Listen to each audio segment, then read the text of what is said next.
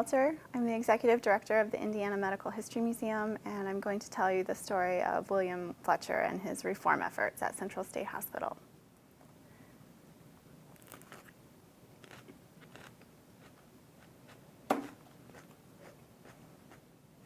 That's not so bad. No, I'm going to die. When Dr. William Fletcher was appointed superintendent of Indiana Hospital for the Insane in June of 1883, the hospital for years had been plagued by allegations of abuse and neglect.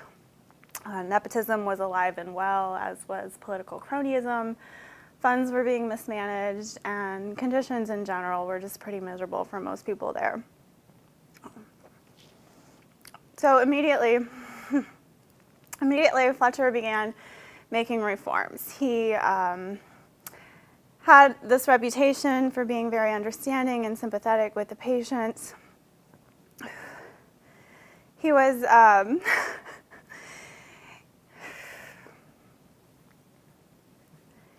he was a good guy. Give me just a moment. I feel like I took too big a bite. Okay. He was sympathetic, and he was kind of skeptical of some of the prevailing theories about the nature and treatment of mental diseases. And as a state senator, he had argued in favor for hiring women physicians to attend female patients. And in his first act as superintendent, he did just that. He hired Dr. Sarah Stockton of Lafayette, Indiana, to be a general practitioner in the Department for Women. In his first month, he also banned any use of alcohol except in preparation of medications as directed by the United States Pharmacopoeia, because alcohol had frequently been used as a sedative to make the patients easier to manage.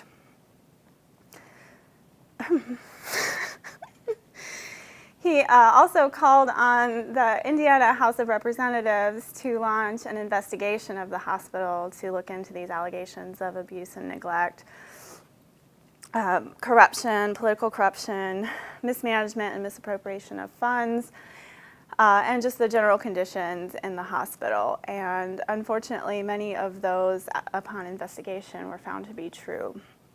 But Fletcher's most well-known and most flamboyant act of reform was in banning the use of mechanical restraints on patients, except in special cases when they might hurt themselves or destroy property. There was this debate raging internationally at the time about the usefulness and the necessity of these restraints in mental hospitals, and Dr. Fletcher was among those who felt that they were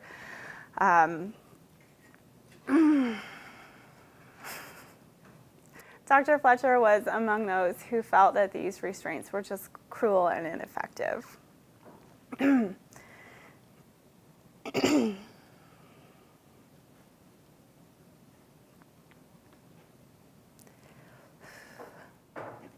Fletcher thought that these were really just methods of babysitting patients in these overcrowded, underfunded, and understaffed mental hospitals. And so he banned their use. And it wasn't a very popular decision even within his own institution. But he was firm, and just to make sure that everyone understood his position on the subject, on Christmas Day in 1883, he had a public bonfire where all of those mechanical restraints were burned. He had religious services, singing and prayers, people danced around the fire, and they burned all of these cribs and restraint chairs, straitjackets, leather straps, collars, things like that. All of them were burned publicly on the grounds of the hospital.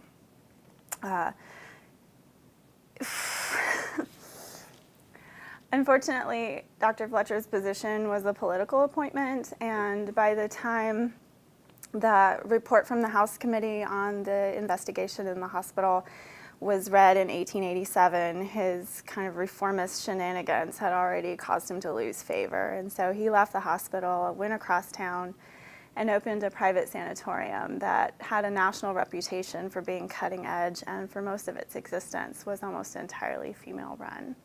So his whole life was very progressive. I think I'm going to stop there. That's the end of my story. I think there's actually stuff coming out of my ears.